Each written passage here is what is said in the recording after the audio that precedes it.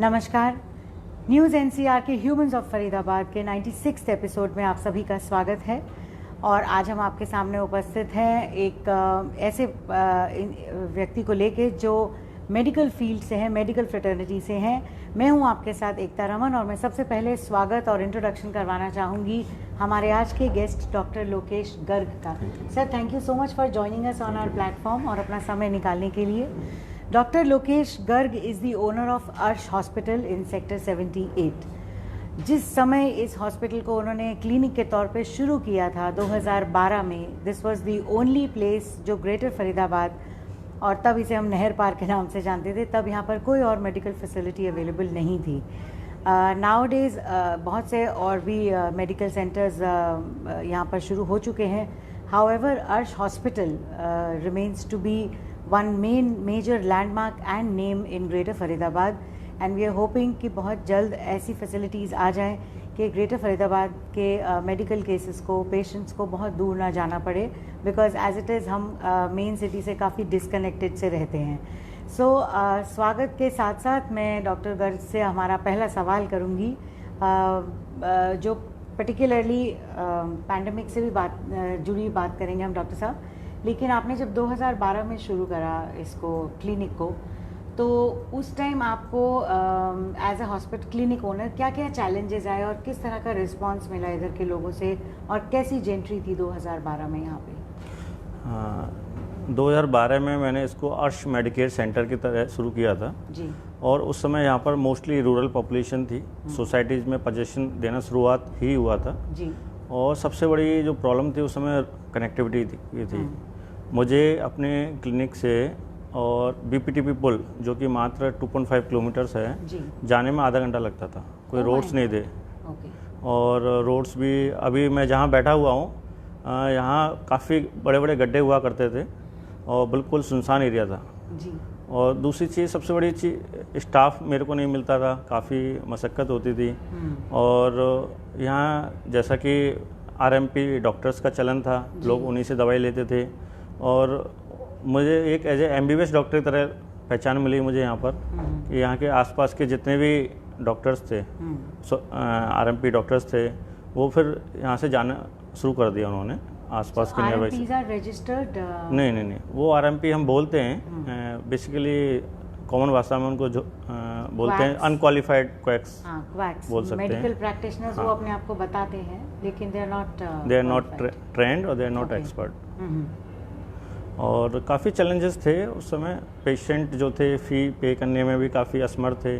फिर भी मैंने जब शुरू किया था 50 रुपये फ़ी मैंने यहाँ रखी थी जी। और उसी से मैंने गुजारा किया।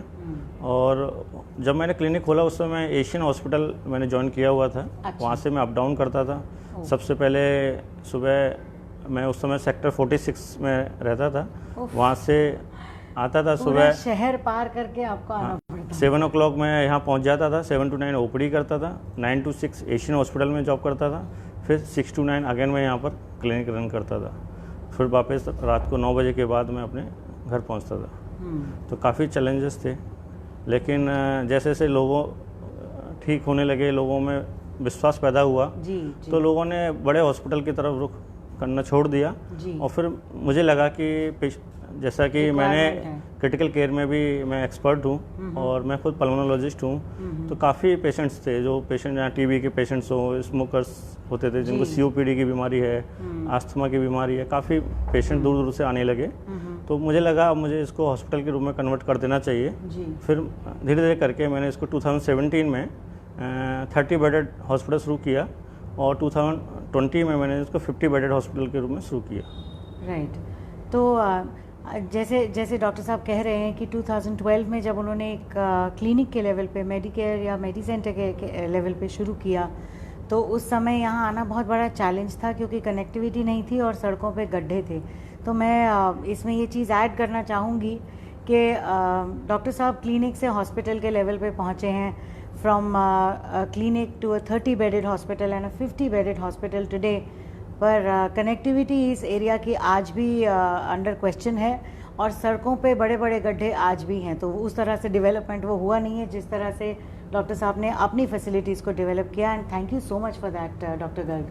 मैं ये जानना चाहूँगी सर, जैसे आप कह रहे हैं कि लोगों का जब विश्वास बनने लगा और उनको लगा कि अब उन्हें बड़े हॉस्पिटल्स की तरफ रुख नहीं करना, तो रूरल में पेइंग कैपेसिटी हमेशा चैलेंज नहीं होती है, लेकिन क्या ऐसा है कि जानकारी का अभाव है, इसलिए उन्हें लगता है कि यहाँ कम पैसे लगने चाहिए, बड़े हॉस्पिटल में वो ज़्यादा दे देते हैं? बेसिकली होता क्या है कि जितने भी रूरल पेशेंट्स होते हैं मोस्टली नियर बाई जो छोटे क्लिनिक होते हैं जी, जिनको हम आरएमपी डॉक्टर बोलते हैं, क्वैक्स बोलते हैं, उनके पास जाते हैं। वहाँ से वो 50 रुपीज़ में मेडिसिन ले लेते हैं, इंजेक्शन भी लगवा लेते हैं, वो डेली बेसिस पे वो जाते हैं। जी, तो उनको पता नहीं, उनको आदत बन चुकी है। हाँ। जब वो किसी क्वालिफाइड डॉक्टर के पास भी जाते हैं तो उनका मन यही कहता है कि 50 के 100 रुपये ले लेंगे, है ना। तो ये एक ट्रेंड बन चुका है। ऐसा नहीं है कि वो पे नहीं कर सकते। आज वही पेशेंट जो उस समय 50 रुपये पे करने में भी आनाकानी करते थे, जब वो रिविजिट के लिए आते थे, आज वो 400 रुपये पे इजीली कर रहे हैं। अब उनको पता लग गया है कि डॉक्टर्स अच्छे हैं, हमें बड़े हॉस्पिटल नहीं जाना। बड़े हॉस्पिटल जाने में उनको होता क्या है, पूरा दिन वेस्ट होता है जी। रजिस्ट्रेशन से लेके वेटिंग टाइम काफ़ी ज़्यादा होता है। यहाँ शायद झिझक भी रहती है। और फिर यहाँ जैसे मेरी एज कम है, मुझे अपने बेटे की तरह समझते हैं, भाई की तरह समझते हैं, तो सारी चीज़ें पूछ लेते हैं मुझसे। एक बड़े हॉस्पिटल में जाने की झिझक हमेशा ही रहती है ग्रामीण पेशेंट को, रूरल पेशेंट्स को, और जितना ज़्यादा उन्हें अपनापन मिलता है और कंफर्ट लेवल बनता है डॉक्टर के साथ और ऐसा लगता है कि वो परिवार का हिस्से जैसे हैं, तो फिर वो खुल के बातचीत भी करते हैं और शायद कॉस्ट उतनी बड़ी इम्पॉर्टेंट चीज़ नहीं रह जाती। तो जब फर्स्ट वेव आई डॉक्टर गर्ग, तब आप कितना प्रिपेयर्ड थे और आपने किस तरह से इस चीज़ को हैंडल किया? मैं आपको बता दूं कि अर्श हॉस्पिटल आयुष्मान भारत के पैनल पर है। तो और अर्श हॉस्पिटल ने आयुष्मान भारत में सबसे ज़्यादा काम किया। फरीदाबाद का फर्स्ट पेशेंट भी हमने एडमिट किया था। अच्छा। आज तक के रिकॉर्ड में सबसे ज़्यादा मैक्सिमम पेशेंट हमने एडमिट किए हैं। तो आयुष्मान भारत के पैनल में होने की वजह से अर्श हॉस्पिटल फर्स्ट डे से ही कोविड के लिए अप्रूव्ड सेंटर है। सारे जितने हॉस्पिटल आयुष्मान के भारत के पैनल पर हैं उनको by default Covid centre declare कर रखा था गवर्नमेंट ने। जब हमारी मीटिंग हुआ करती थी गवर्नमेंट हॉस्पिटल में, तो सब ने बोला था 25% बेड आपको कोविड पेशेंट के लिए रिजर्व रखने हैं। हमें बड़ा डर लगता था उस समय, इतने सारे भयभीत थे, कोविड का नाम सुन के ही ना डर जाते थे।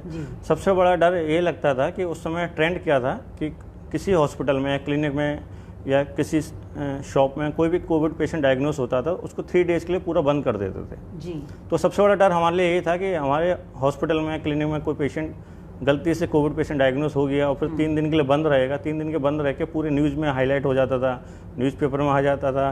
तो बड़ा एक तरह से मतलब ये बदनामी जैसा फील करते थे। हाँ जी। तो ये सबसे बड़ा वो था।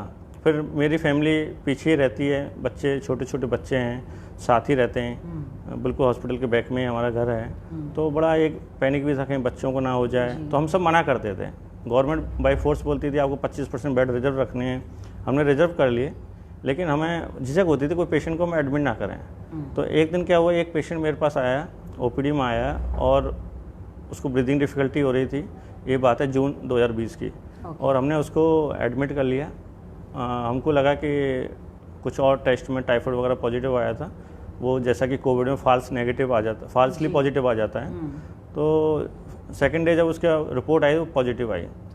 हमारी उस समय बिल्कुल भी तैयारी नहीं थी। कि एक तरह तैयारी का मतलब यह कि स्टाफ प्रिपेयर नहीं था, स्टाफ को बहुत डर लगता था। कोई भी स्टाफ पेशेंट को डोज देने को तैयार नहीं था, कोई भी ट्रीटमेंट देने को तैयार नहीं था। और पेशेंट मेडिक्लेम के अंदर एडमिट था, उसको ऐसा भेज भी नहीं सकते थे। कैश पेशेंट हो हम उसको बोल भी सकते हैं आप भाई दूसरे हॉस्पिटल चले जाओ। मेडिक्लेम में, कैशलेस मेडिक्लेम में पेशेंट एडमिट था। तो फिर हमने उसको एडमिट किया, एडमिट करके ही सारा ट्रीटमेंट दिया।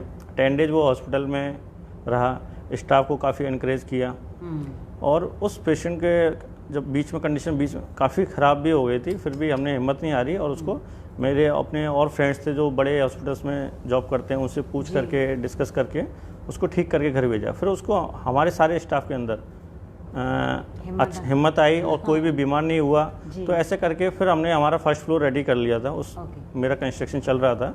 फर्स्ट फ्लोर रेडी होने के बाद हमने फिर सोचा कि इसको पूरा कोविड सेंटर ही डिक्लेयर कर देते हैं। तो फर्स्ट फ्लोर को हमने कोविड सेंटर डिक्लेयर किया और अगस्त फर्स्ट वीक से हमने वहाँ पेशेंट एडमिट करना शुरू किया। और हाँ 2020 में। और जैसे उस समय क्या होता था कि पेशेंट वर्कलोड एकदम बढ़ता था, फिर 15 डेज़ के बाद फिर डाउन होता था, इस तरह की वेव्स आती थी छोटी छोटी।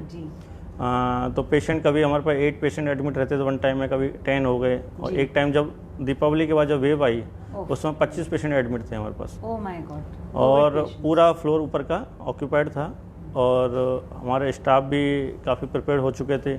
हमने कुछ न्यू स्टाफ भी हायर किए थे, और हम भी सीख गए थे कि कोविड के पेशेंट को कैसे ठीक करना है जी। और ये मेरी स्पेशलिटी का फील्ड है। कोविड निमोनिया करता है, रेस्पिरेटरी फेलियर सारा है, इसके बारे में ट्रीटमेंट हमको पहले से पता है। जी। तो फिर धीरे धीरे करके एक स्टैंडर्ड ट्रीटमेंट गाइडलाइंस भी सेट हो गई। तो हम काफ़ी, और हमने ऐसे ऐसे सीरियस पेशेंट्स को, इवन मुझे अभी भी याद है 95 ईयर्स ओल्ड को भी हमने ठीक करके घर भेजा। दिल्ली का पेशेंट है, आज भी वो ठीक है पेशेंट। अच्छा, वो दिल्ली से यहाँ आए थे? दिल्ली से यहाँ आया, उस समय कहीं बेड नहीं मिल रहे थे, हमारे यहाँ एडमिट हुआ किसी के थ्रू। और आज भी 2 दिन पहले भी मेरी उसकी घर में फैमिली में बात हुई थी किसी और बीमारी के रिगार्डिंग, तो वो ठीक है अभी भी। तो ऐसे जो फर्स्ट वेव का जो एक्सपीरियंस हमें पैदा हुआ, हमारे अंदर काफ़ी कॉन्फिडेंस पैदा हुआ। हमने किसी पेशेंट को अपनी तरफ से रेफ़र नहीं किया। जनरली छोटे हॉस्पिटल जो होते हैं अप टू 30 बेडेड 50 बेडेड, उनका एक ट्रेंड रहता है कि जैसे पेशेंट सीरियस होने लगता है फिर बोल देते हैं कि आप बड़े हॉस्पिटल ले जाओ। मुझे अभी भी याद है, हमने फर्स्ट वेव में 134 पेशेंट ट्रीट करे, और 134 में हमने किसी को भी अपनी तरफ से रेफ़र के लिए नहीं बोला। बहुत बढ़िया। और मोस्टली पेशेंट, हमारी उस समय एक डेथ रिकॉर्डेड है कोविड में आउट ऑफ 134 पेशेंट्स। और चाहे कितना, चाहे किडनी पेशेंट हो, चाहे जिसकी एंजियोप्लास्टी हो, बाईपास हो रखी हो, सबको हमने ठीक किया। उस समय एक्सपीरियंस किसी के पास भी नहीं था जी। फिर भी हमने, पेशेंट ने हमें खुद एक्सपीरियंस प्रोवाइड किया। पेशेंट को जैसे हम ठीक करते गए तो काफ़ी एक्सपीरियंस आया, कॉन्फिडेंस आया। अब और सेकंड वेव के लिए हम इतना प्रिपेयर हो गए कि पूरा हॉस्पिटल को ही हमने कोविड हॉस्पिटल डिक्लेयर कर दिया। हमारे हॉस्पिटल की कैपेसिटी 50 बेडेड थी, 50 की वजह हमने उसको 80 बेड में कन्वर्ट कर लिया। और आज के डेट में भी हमारे पास थर्ड वेव के लिए पूरा जो भी चाहिए तैयारी सारी है। मैक्सिमम ऑक्सीजन के सिलेंडर हमारे हॉस्पिटल में, फरीदाबाद में किसी भी हॉस्पिटल में इतने सिलेंडर्स नहीं होंगे जितने हमारे पास हैं। तो वेंटिलेटर की बात हो, चाहे कोविड के लिए भी हमारे पास 8 वेंटिलेटर्स हैं अभी, 15 बाईपैप मशीन्स हैं, और हर बेड पर हमारे पास ऑक्सीजन की सुविधा है, मॉनिटर की सुविधा है। तो हम थर्ड वेव के लिए पूरी तरह प्रिपेयर्ड। राइट। तो आप बिल्कुल सही कह रहे हैं डॉक्टर गर्ग कि पहली बात तो ये कि आपकी टीम शायद मेंटली प्रिपेयर्ड नहीं थी। तो मेंटली प्रिपेयर वो तब हुई जब पहला पेशेंट आपके ऊपर, मतलब जब आ ही पड़ा तो, और लेना पड़ा ट्रीटमेंट। उसने आप लोगों को सेकेंड वेव के लिए प्रिपेयर किया। आप पल्मोनोलॉजिस्ट हैं, और एक पल्मोनोलॉजिस्ट का रोल सेकेंड वेव में बहुत ही ज़्यादा अहम था। और इतना कि फरीदाबाद के पेशेंट्स गुड़गांव, दिल्ली और इंटरनेशनली भी पल्मोनोलॉजिस्ट्स को कंसल्टेशन के लिए कनेक्ट कर रहे थे, क्योंकि सारा जो दारोमदार था वो ब्रीदिंग, ऑक्सीजन, लंग्स पे इम्पैक्ट जो था उस पर था। तो सेकेंड वेव में कितने पेशेंट्स ट्रीट हुए अर्श हॉस्पिटल से, कितने एडमिटेड थे? और सेकेंड वेव में मैंने 259 पेशेंट्स एडमिट किए हैं। और 259 में सारे के सारे पेशेंट सीरियस थे, और मोस्टली को आईसीयू केयर की रिक्वायरमेंट थी जी। तो हमने आईसीयू केयर, इवन जिसके लिए बेड नहीं था आईसीयू में हमने बेड भी बढ़ाए एडजस्ट करके। उसके अलावा रूम्स में भी हमने हर बेड को आईसीयू की तरह ही ट्रीट किया। अच्छा, पेशेंट को सारी फैसिलिटी आईसीयू की हमने रूम में भी प्रोवाइड करी, क्योंकि पेशेंट ऐसे थे जिसको 25 लीटर, 30 लीटर, 40 लीटर पर मिनट ऑक्सीजन की रिक्वायरमेंट थी, प्लस बाईपैप वेंटिलेटर की रिक्वायरमेंट थी। तो वो हमने रूम में ही ट्रीट करे, क्योंकि पेशेंट को मरता हुआ नहीं देख सकते। जब हमारे पास सारे रिसोर्सेज थे, बीच में जैसे ऑक्सीजन की किल्लत आई, उस समय भी बड़ा हमारे हाथ पैर फूलने लगे। सबसे बड़ा डर यह था कि जब तक ऑक्सीजन की किल्लत नहीं थी, उस दिन हमारे पास 64 पेशेंट थे। नेक्स्ट डे से सडनली ऑक्सीजन की किल्लत आ गई, तो सब जो एग्जिस्टेड पेशेंट थे उनको कैसे ऑक्सीजन प्रोवाइड किया जाए। उस समय मेरी ऑक्सीजन की डिमांड पर डे सिलेंडर की 150 से 200 सिलेंडर की थी। Oh my God. D type के जो बड़े सिलेंडर होते हैं जी। और अगले दिन हमें मात्र 18 सिलेंडर मिले। मैंने इमीडिएटली बिना कुछ सोचते हुए 60 कंसनट्रेटर बड़े वाले, हाई फ्लो वाले ऑर्डर किए, चाहे किसी भी कॉस्ट पे मिले। मुझे उस समय 2,15,000 रुपये की कॉस्ट के हिसाब से मिले, जिसकी नॉर्मल कॉस्ट 80,000 रुपये होती है। और मैंने उनको सारा परचेज़ किया, और हर पेशेंट को मैंने एक एक कंसनट्रेटर, 2-2 कंसनट्रेटर लगा के पेशेंट को बचा के रखा। और पूरे सेकंड वेव में किसी को भी ऑक्सीजन की कमी से नहीं बनने दी। मतलब ये काफ़ी चैलेंजिंग था उस समय। हाँ, ये अब सुनने में एक कहानी जैसा लगता है, लेकिन हम सोच सकते हैं कि जब उस टाइम सिचुएशन सर पर पड़ गई तब कैसे इस चीज़ को हैंडल किया गया होगा। और शायद सिर्फ ऐसा लगता है कि एक फिल्म सी चल रही है और समझ नहीं आता क्या है, क्योंकि हमारे पास कई हॉस्पिटल से ये जानकारी भी आई कि स्टाफ और डॉक्टर सब इतने मशीनी मोड में आ गए थे, जहाँ उनको बिल्कुल और कुछ सोचने का मौका ही नहीं मिल रहा था। उनको केवल ये था कि कैसे भी करके इन पेशेंट्स की जान मेरे बचाई साथ जाए। एक चीज़ अच्छी है कि मैं कभी भी ना पैसों के पीछे नहीं भागता। जैसे पेशेंट से भी पैसा आ ही रहता है, और पेशेंट एडमिट है तो पैसा तो आएगा ही आएगा। जी। उन सबको मैंने सारे रिसोर्सेज तैयार करने में ना मैं खर्च कर दिया उसी समय। आप सोच सकते हो कि ड्यूरिंग 1 मंथ की जो पीक था उस समय मैंने 1.5 करोड़ रुपए के इक्विपमेंट खरीदे, वेंटिलेटर भी ऑर्डर किए, चाहे किसी भी कॉस्ट में मिले। मेरा उस समय हमको लग ही नहीं रहा था कि हम खुद बचेंगे। मैंने इवन फेसबुक पे भी लिख दिया 3 महीने बाद पता नहीं कौन बचेगा। उस समय के हालात ऐसे थे कि ना ऑक्सीजन थी मार्केट में अवेलेबल, ना दवाइयाँ थी जी और ना स्टाफ मिल रहे थे, जी और काफ़ी ऊपर से नेताओं के फ़ोन, ब्यूरोक्रेट्स के फ़ोन, पुलिस वालों के फ़ोन, हमारा ये पेशेंट है इसको patient ले एडमिट लो, कर लो, वो कर लो। और ये हालत थी कि डेली 6 to 7,000 कॉल्स आती थी और मैं किसी को पिक नहीं करता था। जब बेड होते थे पिक कर लेता था, जिसकी किस्मत अच्छी होती थी एडमिट हो जाता था। जी। अदरवाइज वो कितना भी पर्सनल क्लोज क्यों ना हो, मैं कोई फ़ोन पिक नहीं कर पाया। बहुत अच्छे। तो सारे क्योंकि फ़ोन सच- एक ही सच चीज़ के लिए आ मायने रहे थे। में- जी, सच मायने में जब कोई रास्ता ही नहीं था तो फिर किसी तरह से झूठा किसी को वादा या तसल्ली देके कोई फायदा नहीं क्योंकि था। अपनी भी एक कैपेसिटी होती है। जी। एक हॉस्पिटल है, छोटा हॉस्पिटल है, कोई कॉर्पोरेट तो है नहीं जिसमें 500 बेड 1000 बेड लग जाएं। जी 50 बेड से हमने 80 बेड भी प्रिपेयर कर दिए, और जैसे जैसे ऑक्सीजन की किल्लत आई फिर 80 बेड की कैपेसिटी हमारी 30 बेड तक चले गई। करेक्ट। क्योंकि हमने हमारा बस एम यही था कि जो एडमिटेड पेशेंट है जी। उनको ऑक्सीजन की किल्लत ना हो। करेक्ट। और ये वाकई बहुत बड़ी बात है कि फर्स्ट वेव में 134 with just 1 casualty and second wave में 259 ट्रीट कर देना, जिसमें सारे ही लगभग क्रिटिकल, इनफैक्ट लगभग नहीं सारे ही क्रिटिकल केसेस थे। सेकेंड और वेव में सारे क्रिटिकल थे, सारे फर्स्ट वेव में critical फिर भी नहीं थे। फर्स्ट वेव में डर की वजह से लोग ज़्यादा एडमिट हो रहे थे। किसी को कोविड डायग्नोस हुआ, डायबिटिक है, CAD है, पोस्ट PTC है, CKD है, वो तुरंत एडमिट हो जाता था, चाहे भले उसको सिम्टम्स कुछ ना हो। जरूरत हो नहीं हो। लेकिन सेकेंड वेव में जो भी थे सारे ऐसे पेशेंट थे जिसको minimum 15 litre 20 litre 25 litre oxygen की जरूरत थी। My God. मैं खुद इस चीज़ का जिक्र करना चाहूँगी इस समय पे। I am living in greater Faridabad and आसपास कोई भी अच्छी मेडिकल फैसिलिटी ना होना एक बहुत बड़ा चैलेंज रहता है यहाँ के रेजिडेंट्स के लिए। और दूसरी बात ये कि आज हमारा ये 96th एपिसोड है और हमने 1 से 7 जुलाई डॉक्टर्स वीक भी ऑर्गेनाइज़ किया था। लेकिन इन 96 एपिसोड्स में से हमारे पास इतने व्यूअर्स में से केवल 2 कॉल्स ऐसी आई हैं जिन्होंने फ़ोन करके डॉक्टर और हॉस्पिटल की तारीफ़ की है, जिनमें से एक किसी और हॉस्पिटल से हैं और एक अर्श हॉस्पिटल के पेशेंट रही हैं। और उन्होंने स्पेशली जैसे ये मैसेज देखा तो कॉल करके बताना ज़रूरी समझा कि ये बहुत अच्छा हॉस्पिटल है, यहाँ जो सुविधा उनको दी गई, जो उनको केयर दी गई, क्रिटिकल केयर केस था उनका, जो केयर दी गई, पर्सनली डॉक्टर लोकेश गर्ग उस चीज़ को मॉनिटर कर रहे थे। और इतना अच्छा इम्पैक्ट था कि उन्हें बाकी स्टाफ, क्लीनिंग और हाउसकीपिंग स्टाफ के भी नाम याद थे और उन्होंने सबका नाम लेके बोला है कि यहाँ बहुत अच्छी सुविधा मिली उन्हें।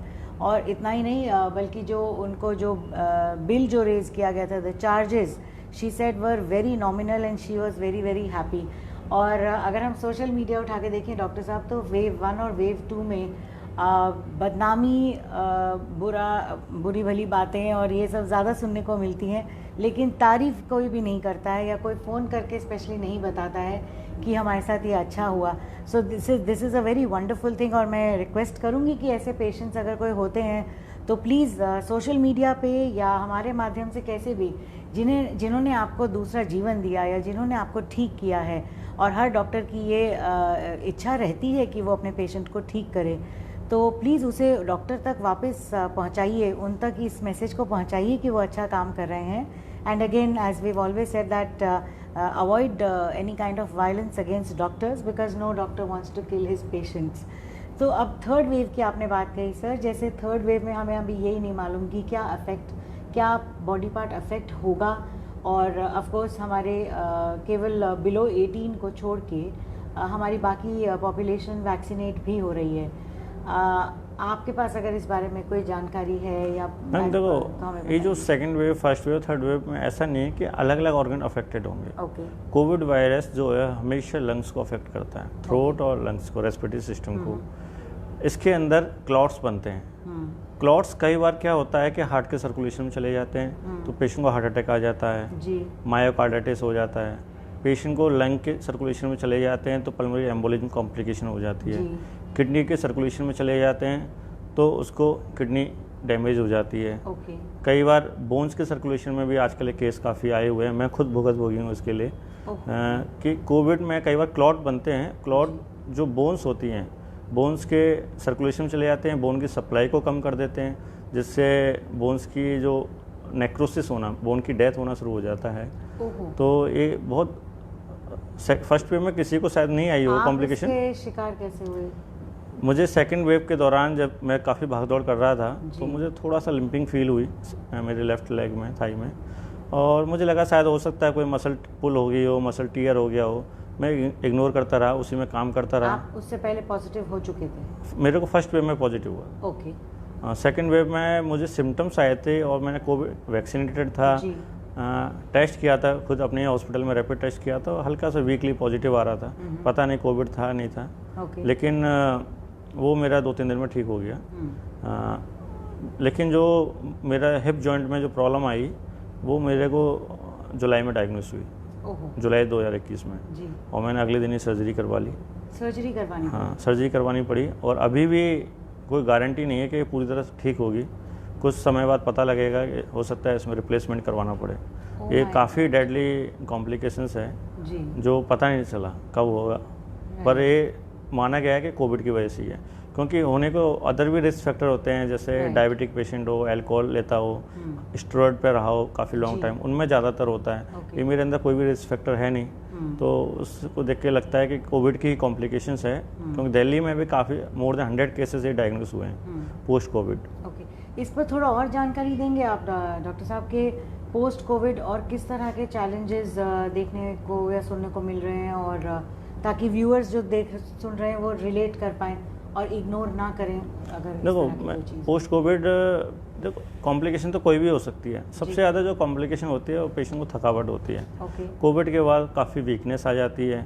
हो सकता है वो वीकनेस स्टेरॉयड लिए होते हैं पेशेंट को, उसकी वजह से रही हो सकता है कि लंग्स जो हमारा मेन वाइटल ऑर्गन है जिसकी ऑक्सीजन कम हो जाती है तो बॉडी के अदर पार्ट को जब ऑक्सीजन कम मिलती है तो उसमें भी डैमेज होता ही होता है, हाइपोक्सिक इंजरी होती है, उसकी वजह से रहता हो।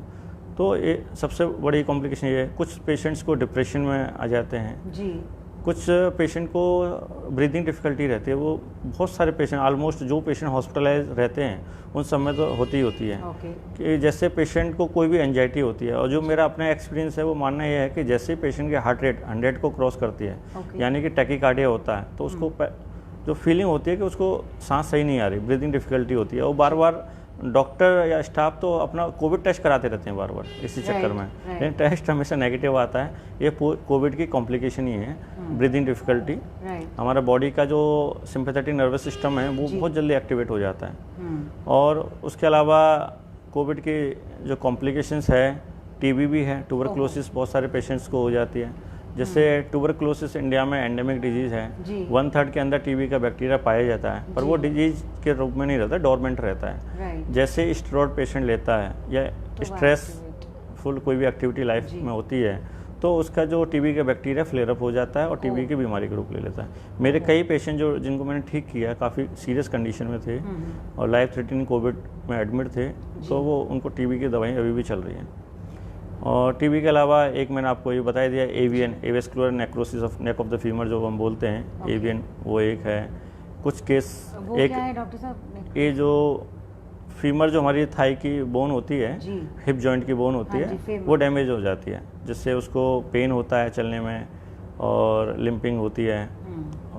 और उसके अलावा जो हमने इस बार कोविड के दौरान जो स्टेरॉयड दिया गया पेशेंट को, स्पेशली डायबिटिक पेशेंट को, उसमें जो म्यूकरमाइकोसिस जो केस देखे थे, ब्लैक फंगस, वो एक कॉम्प्लिकेशंस है। कुछ केस पाए गए हैं कि म्यूकरमाइकोसिस किडनी तक भी पहुंच गया, तो किडनी भी डैमेज कर दी। म्यूकरमाइकोसिस ब्रेन में पहुंच जाता है तो ब्रेन को डैमेज कर देता है, आई में पहुंच जाता है तो आई को डैमेज कर देता है, आई निकालनी पड़ जाती है, जौ में पहुंच जाता है जौ को निकालना पड़ जाता है। तो काफ़ी एक तरह से जो कॉम्प्लिकेशन है, कई बार कैंसर से भी खतरनाक कॉम्प्लिकेशंस होती है। Oh my God. कई पेशेंट हमेशा लाइफ टाइम ऑक्सीजन पे रहता है, एक ये भी लाइफ टाइम ऑक्सीजन पे भी रह सकता है। बहुत ज़्यादा डैमेज हो जाते हैं तो ऑक्सीजन से निकाल नहीं पाते।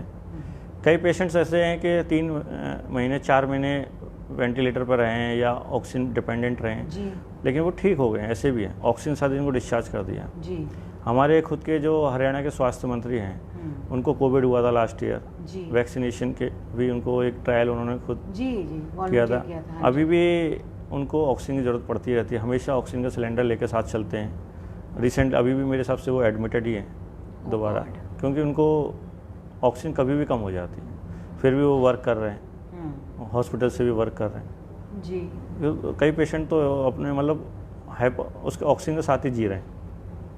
ये बहुत ही अनफॉर्चुनेट है। और जैसे डॉक्टर साहब बता रहे हैं, ये खास तौर पे उन लोगों के लिए जानना ज़रूरी है जो अभी भी ये सोच रहे हैं कि उन्हें वैक्सीनेशन ले लेना चाहिए या नहीं, क्योंकि हमारे पास एकमात्र रास्ता यही है कि हम वैक्सीनेट हो जाएं, और वैक्सीनेशन के बाद आपको कोविड हो ना हो इसकी कोई गारंटी नहीं है। देखो, वैक्सीनेशन से एक जो फ़ायदा है मैं आपको बता दूँ जी कि यदि हम सबको वैक्सीनेट कर देंगे, ऑलमोस्ट 70% पॉपुलेशन को हम वैक्सीनेट करते हैं, तो एक इम्यूनिटी डेवलप होती है कम्युनिटी के अंदर, जिसको हम हर्ड इम्यूनिटी कहते हैं। जी यदि जब हम इस टारगेट को अचीव कर लेंगे तो कोविड का डर करीब करीब खत्म हो जाएगा, कोविड होने के चांस बहुत कम हो जाएंगे। दूसरा चीज़, वैक्सीन से फ़ायदा ये है कि ये 100% प्रोटेक्टिव नहीं है, पर कितने भी म्यूटेंट स्ट्रेन हो उस पर कुछ ना कुछ हद तक इफेक्टिव है। जैसे ओरिजिनल स्ट्रेन पे 70 to 100% इफेक्टिव है। ओरिजिनल स्ट्रेन जो कोविड की है, जो म्यूटेंट आ रहे हैं डेल्टा वायरस वगैरह, इस पर 60 to 70% इफेक्टिव है। पर चलिए कुछ तो बचाव है, कुछ तो बचाव हमारा और कोई रास्ता है नहीं कि मास्क 24 घंटे लगा के रखना, पब्लिक में लगा के रखना पॉसिबल ही नहीं है। महीना 2 महीना तो आदमी लगा लेता है, अब हमसे भी नहीं लगाया जाता, हालत ये हो गई है। जबकि हम भुगत चुके हैं। मैं भी पॉजिटिव हो चुकी हूँ, डॉक्टर साहब बता रहे हैं वो तो सर्जरी भी देख चुके हैं, एंड अभी भी उन्हें ये पता है कि इसके बाद भी हो सकता है कि दोबारा से कॉम्प्लिकेशन आए। तो जो भुगत चुके हैं वो भी, उनके लिए भी 24 घंटे मास्क लगा के रखना बहुत मुश्किल हो जाता है। बहुत मुश्किल है, बहुत मुश्किल है। लेकिन फिर भी वैक्सीनेशन के अलावा और कोई रास्ता नहीं है हमारे पास। तो कम से कम जो हमें देख सुन रहे हैं वो ये तो समझ ही लें कि vaccination dose 1 and dose 2 is very very important.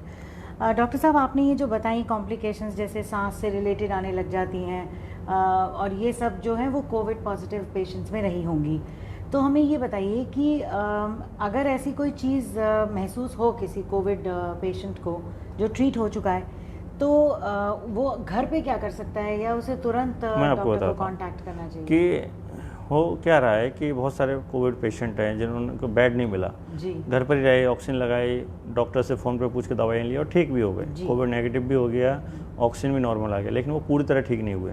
अभी भी उनको चलने पे फिर या एडजस्टन करने पे सांस फूलती है, तो उनको बेसिकली डॉक्टर को कंसल्ट तो करना ही चाहिए।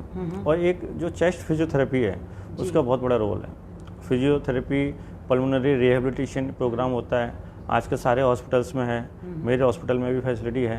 तो उससे काफ़ी पेशेंट मतलब जो डिस्चार्ज पर तो हमने कर दिए थे, लेकिन उनको बोल नहीं पाते थे, बोलते हुए सांस फूलती थी, सेंटेंसेस कंप्लीट नहीं कर पाते थे।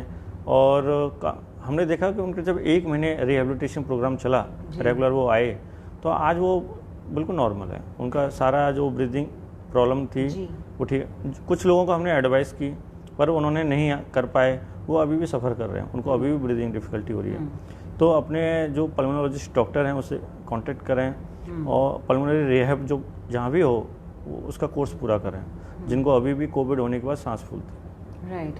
तो प्लीज़ इस मेंटल फ्रेम से बाहर निकलिए कि जो डॉक्टर्स हैं या हॉस्पिटल्स हैं वहाँ जाएंगे तो आपको पकड़ लिया जाएगा या वो आपको कुछ पैकेज बेच के लूटने की कोशिश कर रहे हैं। ऐसा कोई ज़रूरी नहीं है, कोई आपको लूटना नहीं चाहता। लेकिन अगर आप कोविड पॉजिटिव रहे हैं और अब रिकवर हो गए, लेकिन आपको कहीं ना कहीं ब्रीदिंग या और कोई ऐसे कॉम्प्लिकेशंस आते हैं, then you must consult your doctor once और a pulmonologist, so you are aware कि आपको वो चैलेंज कोविड के कारण आ रहा है या कोई और वजह है, और उसे जाने तो उसका इलाज भी किया जा सकता है। जैसे फर्स्ट वेव में हमने क्या देखा था कि पेशेंट जिनको हमने डिस्चार्ज किया, हम 5 days 10 days 15 days maximum medicine देते थे और पेशेंट सारे ठीक हो जाते थे। 15 डेज से ज़्यादा किसी पेशेंट को हमें देने की जरूरत पड़ी थी मेडिसिन। सेकेंड वेव में इवन आफ्टर 3 मंथ बहुत सारे पेशेंट ऐसे हैं जिनको हमें मेडिसिन देना पड़ रहा है। तो लंग में फाइब्रोसिस हो जाता है, मोस्टली जो केसेस थे वो इस बार डेल्टा वेरिएंट के ही थे जी। और तो डेल्टा वेरिएंट ने रैपिडली और लंग को बहुत ज़्यादा डैमेज कर देता है और उस जब बॉडी हील करती है तो फाइब्रोसिस होता है। लंग फाइब्रोसिस का यदि इलाज नहीं कराओगे तो आपको सांस फूलेगी। तो उनको हमें लगता है कम से कम 3 to 6 मंथ्स मेडिसिन देनी पड़ेगी। अच्छा, ये फर्स्ट वेव और सेकंड वेव में नॉन सर्जिकल सिंपल मेडिसिन है। ओके। फर्स्ट वेव और सेकंड वेव में ये काफ़ी डिफरेंस है। ओके। और थर्ड वेव के लिए आप बता रहे हैं कि आप तैयार ही हैं। तो वो हॉस्पिटल सारे तैयार हैं। गवर्नमेंट की भी पूरी फोकस है कि इस बार जो कमियां रही थी, कमियां क्या हुई थी कि लॉकडाउन उस समय लगा नहीं था, जो मेरा अपना मानना है, और एकदम से केसेस इतने सर्ज हो गए कि जैसे ब्लास्ट हुआ हो। कुछ कहते हैं कि नेबर कंट्री ने इंडिया में कोविड वायरस का ब्लास्ट किया हवा में, उसकी वजह से दिल्ली एनसीआर में और बड़ी बड़ी जो सिटीज़ हैं वहाँ एकदम से वायरल लोड इतना बढ़ गया कि हर घर में कोविड पहुंच गया सडनली। और ऐसा लगता भी है हमको, क्योंकि वेव कभी भी इस तरह से नहीं आती कोविड की कि आई और 15 दिन 1 महीने रही उसका बिल्कुल जीरो हो गया। करेक्ट है ना। तो इस बार जो दिल्ली एनसीआर में जो सेकंड वेव आई थी वो इस तरह से आई कि 10 से 15 अप्रैल के बीच में एकदम केस सर्च किए और फिर वो 15-20 मई के बाद ख़त्म भी हो गया। करेक्ट केस आना, है ना। तो ऐसा अनलाइकली होता है कि नॉर्मल वेव में हो तो हो सकता है। वाट एवर द रीजन, जो वेव आई सबने फेस की, उस समय गवर्नमेंट का कोई सिस्टम नहीं था कि गवर्नमेंट को काफ़ी जो ऑफिसर्स जो देख रहे थे, इवन हॉस्पिटल जो पेशेंट को ट्रीट करते थे उनको भी नहीं पता था एक पेशेंट को कितनी ऑक्सीजन लगती है। जी, ये तो 25 साल वाले एक्सपीरियंस डॉक्टर्स का भी कहना है कि उन्हें भी नहीं समझ हमें नहीं पता कितनी ऑक्सीजन की जरूरत पड़ेगी। मैं आपको बता रहा हूँ, अभी अगस्त के महीने में मेरे पास एक पेशेंट एडमिट हुई कोविड की, सेकेंड वेव के जाने के बाद। मेरा लास्ट पेशेंट 30 मई को डिस्चार्ज हो गया। जून में कोई पेशेंट एडमिट नहीं रहा, जुलाई में नहीं रहा, अगस्त में मेरा एक पेशेंट एडमिट हुआ। उसको और एडमिट हुआ नॉर्मल फीवर के लिए, और कहीं और से भी ट्रीटमेंट लिया, इम्प्रूवमेंट नहीं आया तो फिर मेरे पास आई। तो हमने उसको एडमिट कर लिया, मेडिकल एम था, एडमिट कर लिया फीवर के लिए, और उसका यूरिन में इन्फेक्शन वगैरह आ रहा था। एडमिशन टाइम पे हमने कोविड टेस्ट किया, नेगेटिव था। हमने उसका रिपीट करवाया, सेकंड डे से उसकी ऑक्सीजन डाउन होना शुरू हुआ। एडमिशन के बाद हमने रिपीट कराया तो रिपीट पॉजिटिव आया। सीटी स्कैन कराया, सीटी स्कैन में उसका जो स्कोर जो बोलते हैं सीटी स्कैन का स्कोर 14 था। और हमने आरटीपीसीआर कराया, आरटीपीसीआर नेगेटिव था।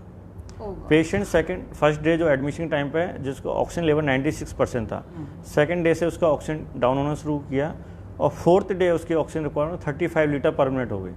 प्लस पर बाईपैप वेंटिलेटर 20/10 जो मैक्सिमम हम देते हैं, उस पर वो सैचुरेशन मेंटेन करने लगी। और उस पेशेंट को उस समय 24 to 25 सिलेंडर डी टाइप के एक दिन में लग रहे थे। सोच सकते एक दिन में एक पेशेंट के लिए बड़े सिलेंडर, यानी 1 घंटे में 1 सिलेंडर खत्म हो रहा था। आप सोच सकते हो कि कितनी ऑक्सीजन कंज्यूम होती है। कई पेशेंट कहते हैं नहीं हम तो गवर्नमेंट के हिसाब से चार्जेस करेंगे। गवर्नमेंट ने जैसे आईसीयू का रखा हुआ है बाईपैप वेंटिलेटर का 18,000 पर डे। यदि आप इनकी ओनली ऑक्सीजन की कॉस्ट को आप कैलकुलेट करो, क्योंकि गवर्नमेंट को भी नहीं पता, गवर्नमेंट ने जो रेट डिसाइड कर रखी है ये फर्स्ट वेव जब आई थी तब के हैं। फर्स्ट वेव भी नहीं आई थी, केस डायग्नोस शुरू हुए थे मई 2020 में, तब की रेट्स हैं। और उसको गवर्नमेंट ने गाइडलाइंस रिवाइज कर दी पर रेट रिवाइज नहीं की, और सबको लगता है कि 18,000 रुपये बहुत सफिशिएंट है। अब मैं आपको बता दूं, इस पेशेंट में एक सिलेंडर का उसको ट्रांसपोर्ट का खर्चा, लाने का वराने का, और फिर एक मैन पावर एक बंदा उसके लिए चाहिए। एक सिलेंडर के कॉस्ट 700 रुपये तक पड़ती है। उसको 24 से 25 सिलेंडर पर डे लग रहे हैं, तो कितनी कॉस्ट आ गई आप सोच सकते हो। ये तो ओनली ऑक्सीजन है। उसके अलावा जैसे सिंगल पेशेंट को मैनेज करने के लिए राउंड द क्लॉक उसको स्टाफ मैनेज करना है, पीपी किट वगैरह यूज करनी है, सारी मेडिसिन यूज करनी है। और ऐसा सीरियस पेशेंट सेप्सिस में ना चला जाए, सेप्सिस बोलते हैं ब्लड में इन्फेक्शन हो जाए, हम हाई डोज स्टेरॉइड देते हैं, तो उसके लिए हाई एंटीबायोटिक भी देनी पड़ती है। करेक्ट, है ना। तो वो ताकि वो जहर आम भाषा में ना जैसे कहते हैं ना कि फैले। ना फैल तो जाए। और पेशेंट को डायबिटीज भी फर्स्ट टाइम डायग्नोस हो उसको, है ना, 350 शुगर डायग्नोस हो फर्स्ट टाइम। और फिर जब हम स्टेरॉइड देते हैं शुगर और जंप करता है, शुगर के लेवल 400, 500, 600 पहुंच जाए, वो ना पहुंचे, इसके लिए हमें इंसुलिन इन्फ्यूजन भी चलाना पड़ता है, सब पे कॉस्ट आती है। तो मेरी तो गवर्नमेंट से यही रिक्वेस्ट है कि इसको भी एक रिवाइज करें, एक कैटेगरी डिसाइड कर दें। एक बेसिक पेशेंट भी आईसीयू में एडमिट होता है जो 10 लीटर ऑक्सीजन चल रहा है। एक ऑक्सीजन पेशेंट ऐसा भी होता है जिसको मल्टीपल कोमॉर्बिडिटी है, मल्टीपल बीमारी पुरानी है, हार्ट की, शुगर की, बीपी की, उनको भी मैनेज करना है। साथ में ब्लड में इन्फेक्शन हो जाए या इतनी हाई ऑक्सीजन कंज्यूम कर रहे हैं, तो सबके लिए एक कैटेगरी वाइज रेट डिसाइड करें। Right, I completely agree with doctor Lokesh Garg कि जब एक क्योंकि हेल्थ से रिलेटेड अवेयरनेस इतनी कम है इंडिया में, और हम अक्सर सोचते हैं कि हम टेस्ट नहीं कराएंगे तो इसका मतलब हम बीमार भी नहीं पड़ेंगे। ऐसा नहीं है, जो हमारे शरीर में इफ़ेक्ट कर रहा है वो तो भी करेगा। आप अपनी आंखें बंद कर लेंगे तो बिल्ली ने तो भी आप पर पंजा मारना ही है। अगर आप समय समय पर अपने टेस्ट करवाते रहें तो ये पता रहेगा कि हमारे अंदर क्या कॉम्प्लिकेशंस हैं, हमें क्या चैलेंजेस हैं। हम विदेश में भी देखते हैं, और यहाँ जब हम डॉक्टर के पास पहुँचते हैं और डॉक्टर हमसे पूछते हैं कि आपका बीपी शुगर, हम बता देते हैं सब नॉर्मल है, क्योंकि हमने कभी चेक ही नहीं करवाया था। और जब इस तरह से कोई केस एडमिट होता है तो बहुत सी कॉम्प्लिकेशंस निकल के आती हैं, और फिर वो ट्रस्ट नहीं करते उस हॉस्पिटल पे। वो कहते हैं कि हम तो बिल्कुल ठीक थे, ये तो आपने नई नई बीमारियां और निकाल दी, यहाँ आकर तो हम फंस गए हैं। वो इसीलिए होता है कि हम ठीक नहीं थे, सिर्फ ये था कि हम अनअवेयर थे, हम अवेयर नहीं थे, और हमें लगता है कि सब ठीक था और हॉस्पिटल पहुँच। इस केस में भी ये था, यदि उनको डायबिटीज़ नहीं होता, उन्हें पता होता और वो कंट्रोल होता, हो सकता कोविड इतना कॉम्प्लिकेट ना करता। करेक्ट, और शायद उन्हें पहले ही पता होता कि उन्हें अपने ध्यान रखना है। Right, I completely agree with this. तो सर, मेडिकल लेवल पर तो ये चैलेंजेस रहते हैं, लेकिन कंसिडरिंग दैट आपकी एज कम है और आपकी फैमिली साथ में ही रहती है, बच्चों की एज कम है, कभी फैमिली की तरफ से इस तरह का चैलेंज आया कि मत करो अब ये इस दौरान? मैंने आपको बताया, जब फर्स्ट वेव हमारा वो था तो उस समय यही था कि मेरी वाइफ कहती थी क्यों आप लफड़े में पड़ो, आप अकेले थोड़ी हो। करेक्ट, फरीदाबाद में इतने सारे हॉस्पिटल हैं, कोविड सेंटर क्यों बनाना। जब मैंने डिसाइड किया कि फर्स्ट फ्लोर में कोविड सेंटर बनाऊंगा तब बोला, लेकिन धीरे धीरे करके जब सब चीज़ें नॉर्मल हो गई, सेकेंड वेव में काफ़ी चैलेंजेस आए। छोटे बच्चे मेरे, एक 3.5 साल का, एक 9.5 साल का है। मेरी वाइफ भी हॉस्पिटल देखती है, एडमिनिस्ट्रेशन देखती है। हम दोनों हॉस्पिटल में बिजी रहते थे दिन रात, ऑलमोस्ट 20 आवर्स हमारे हॉस्पिटल में निकलते थे, और बच्चे अकेले घर में पड़े रहते थे। तो काफ़ी घर में, क्यों पेरेंट्स तो मेरे होम टाउन में रहते हैं राजस्थान, तो काफ़ी चैलेंजेस तो थे। और पर सब देखते हैं, और कोई ऑप्शन नहीं है बेसिकली। हमें जैसे फीलिंग ये आ रही थी उस समय कि यदि हम नहीं करेंगे तो कौन करेगा। जैसे मान लो कभी युद्ध हो जाए, छिड़ जाए, तो देश की सेना पीछे थोड़ी भागेगी कि भाई अब युद्ध छिड़ गया है तो हम तो अपने घर जाएं, अपने घर वालों के बारे में देखें। तो उस समय तो यही नहीं पता था हम बचेंगे नहीं बचेंगे, पब्लिक बचेगी नहीं बचेगी, ना रुपए की कोई सोच रहा था कि रुपए पैसे का क्या करेंगे। तो उस समय तो यह था कि ये टाइम निकल जाए कैसे भी करके, और रुपए पैसे होने कोई मतलब कि नहीं। अरबपति लोग थे जिनके अपने बच्चों को मतलब वो बेड नहीं दिलवा पाए। ऐसे भी काफ़ी केस सुनने में आया कि उनमें पैसे की कोई कमी नहीं और फिर भी बेड नहीं मिल पाए। जी, right, he is absolutely right कि जब शायद इसीलिए डॉक्टर्स को भी फ्रंट लाइनर्स या वॉरियर्स कहा जाता है, बिकॉज ये एक दूसरी तरह का अटैक था। जब हमारे बॉर्डर्स पे या कंट्री पे डिफेंस पे अटैक होता है तो डिफेंस वाले सामने आते हैं। अब ये बायोलॉजिकल वॉर है, बायोलॉजिकल अटैक था, तो doctors were the first line of warriors जो सामने आए। एंड थे ऐसे बहुत से छोटे सेंटर्स जिनके पास ऑप्शन था कि वो बंद करके चले भी गए और उन्होंने अपनी सर्विसेज नहीं दी। But here is one example, और मैं जानती हूँ कि ग्रेटर फरीदाबाद में इस तरह की फैसिलिटी नहीं थी उस तरह से जिस तरह से हमें ज़रूरत थी, लेकिन उसमें पार्टिसिपेट करना और रिस्पॉन्सिबिलिटी समझना ये बहुत ही बेहतरीन एग्जांपल है इस चीज़ का। तो अब जैसे now people are not following the COVID appropriate behaviour, और आप भी निकलते होंगे, तो क्या आपको उन लोगों को देख के गुस्सा आता है या कैसा लगता है, क्योंकि आपने देखा है कि इनकी लापरवाही से? देखो मैं आपको बता रहा हूँ, दो अलग अलग सीन है। एक तो ये जैसे अभी कोविड पॉजिटिव नहीं आ रहे पूरे फरीदाबाद में, किसी दिन 0, किसी दिन 1 किसी दिन 2 केस डायग्नोस होते हैं। इस समय यदि कोई कोविड अप्रोप्रिएट बिहेवियर, यदि पॉजिटिविटी रेट बहुत कम है जी, तो हमें नॉर्मल लगता है, किसी मास्क पहना है नहीं पहना है। लेकिन गुस्सा जब आता है जब हॉस्पिटल में पेशेंट एडमिट हैं, बेड नहीं मिल रहे, पेशेंट मर रहे हैं, उस समय लोग मास्क नहीं लगा के घूम रहे हैं। कई बार क्या होता था, मैं आपको बताता हूँ कि इमरजेंसी में कोई पेशेंट लेकर आता था, कोविड पॉजिटिव है, ऑक्सीजन का, उसके साथ जैसे स्पेशली रूरल पॉपुलेशन जो आते थे, 20-20, 25-25 लोग आते थे, कोई ड्रिंक होता था, कोई कुछ होता, कोई मास्क लगा के नहीं आता था, और बड़ा उस समय बड़ा इरिटेटिंग होता था। मतलब हमें बड़ा कि अपनी मौत खुद चुन रहे हैं जी, है ना।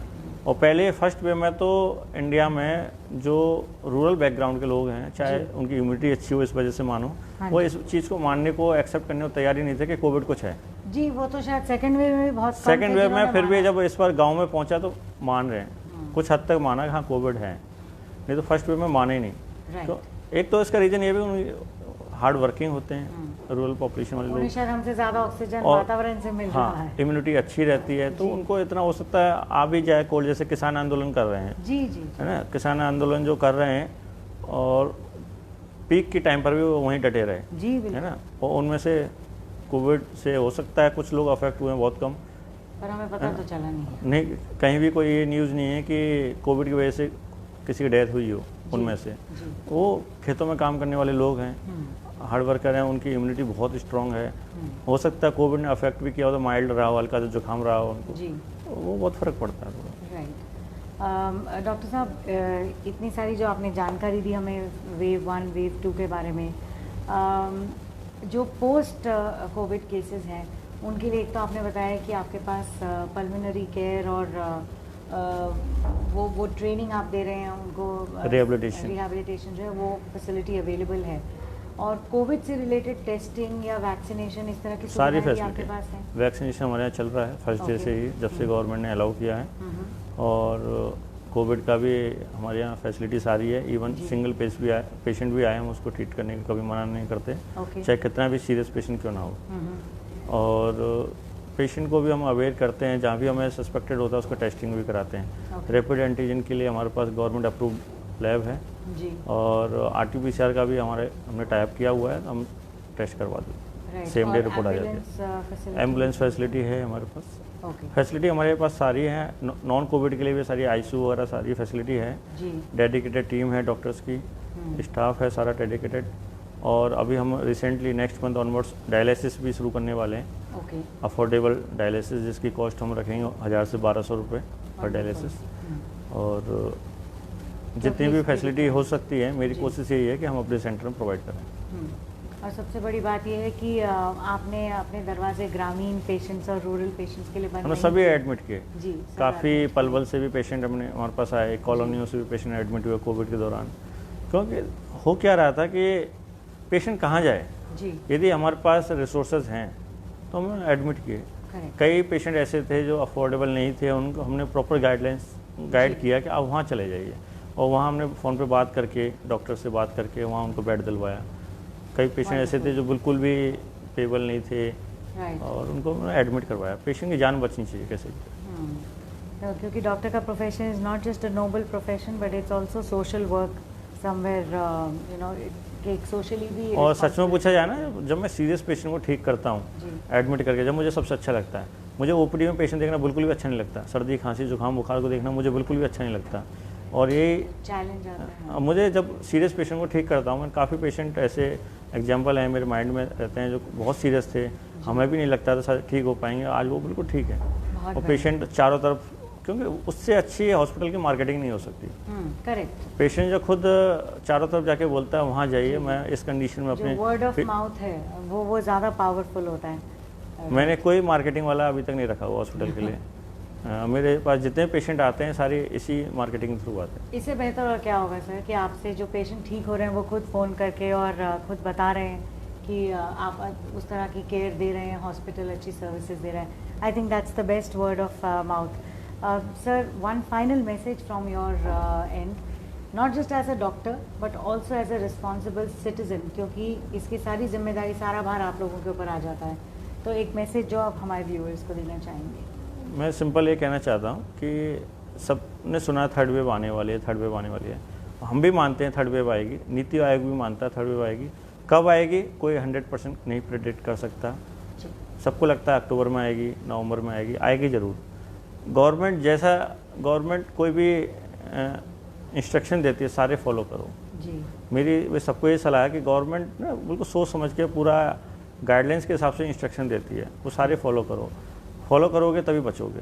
राइट। और कभी भी लगता है होम ट्रीटमेंट ना करो, अपने डॉक्टर जो भी क्वालिफाइड डॉक्टर्स है, जी जिसको भी आप अपना डॉक्टर मानते हैं, Trust फैमिली करते हैं। डॉक्टर मानते हैं, या आपको लगता है कि इस फील्ड इसके पर्टिकुलर डॉक्टर को दिखाना है, दिखाइए, है ना। होम ट्रीटमेंट करके अपनी बीमारी को वर्ष होने से रोकिए, टाइम पर ट्रीटमेंट कराइए। बस मेरा यही message. Right, thank you so much doctor Lokesh Garg. बिल्कुल सही कह रहे हैं डॉक्टर साहब के, एक तो प्लीज़ पर्सनल लेवल पे होम रेमेडीज़, होम मेडिकेशन मत कीजिए, गूगल से इन्फॉर्मेशन जानकारी लेके सेल्फ मेडिकेशन मत कीजिए, अपने आप को समय समय पर टेस्ट करवाते रहिए।